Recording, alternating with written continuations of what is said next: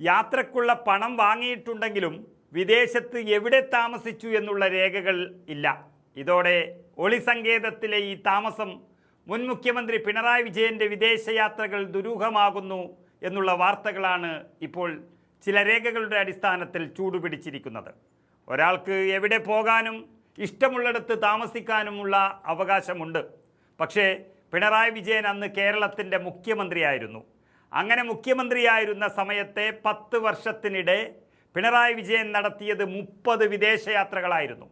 ഇത്രയും യാത്രകളിലായി 17 രാജ്യങ്ങളാണ് അദ്ദേഹം സന്ദർശിച്ചത് എന്ന് വിവരാവകാശ നിയമപ്രകാരമുള്ള ചോദ്യത്തിന് പൊതുഭരണ വകുപ്പിൻ്റെ മറുപടി ലഭിച്ചിരിക്കുകയാണ്.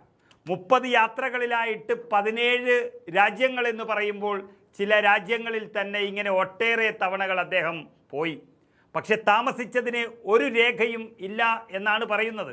അതായത് 30 യാത്രകൾ നടത്തിയിട്ടും പൊതുഭരണ വകുപ്പ് പുറത്തുവിട്ടത് വെറും 8 യാത്രകളുടെ ചെലവ് മാത്രമാണ്. ബാക്കി 22 യാത്രകൾ ദുരൂഹമെന്ന് പറയാൻ തുടങ്ങിയിരിക്കുകയാണ് കേരളം.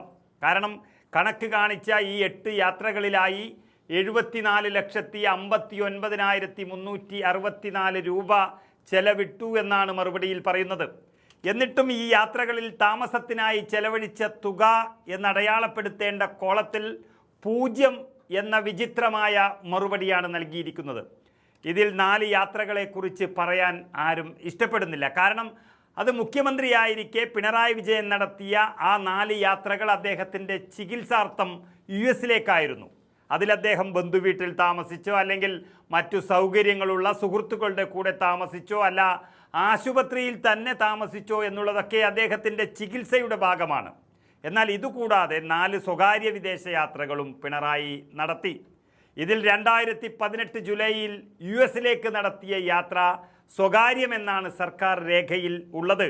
എങ്കിലും 3,82,807 രൂപ യാത്രാക്കൂലിയായി അനുവദിച്ചു എന്നാണ് രേഖകളിൽ നിന്ന് വ്യക്തമാകുന്നത്.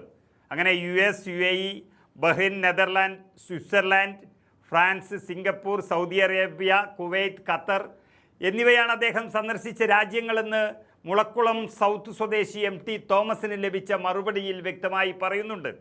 അതായത് പിണറായി വിജയൻ വിദേശത്ത് പോകുന്നു എന്ന് പറയുമ്പോൾ എല്ലാവരും ധരിച്ചു വച്ചിരുന്നത് അത് ചികിത്സയ്ക്കായി അമേരിക്കയിൽ പോകുന്നു എന്നുള്ളതായിരുന്നു.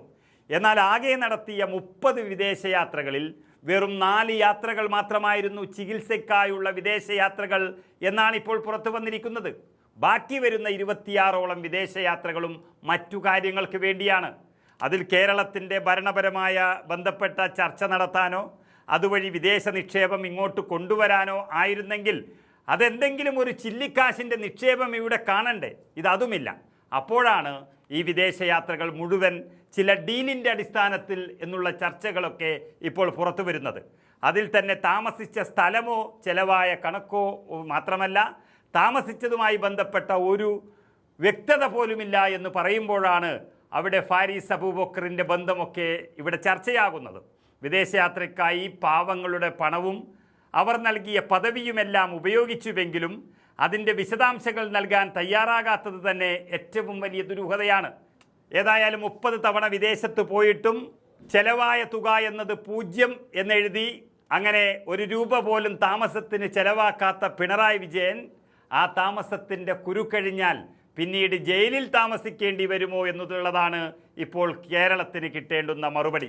ഏതായാലും യാത്രയുടെയും താമസത്തിൻ്റെയും കൃത്യമായ ചെലവുകൾ നൽകാത്തതിനെതിരെ അപ്പീൽ നൽകുമെന്നും ഹർജിക്കാരൻ അറിയിച്ചിട്ടുണ്ട്.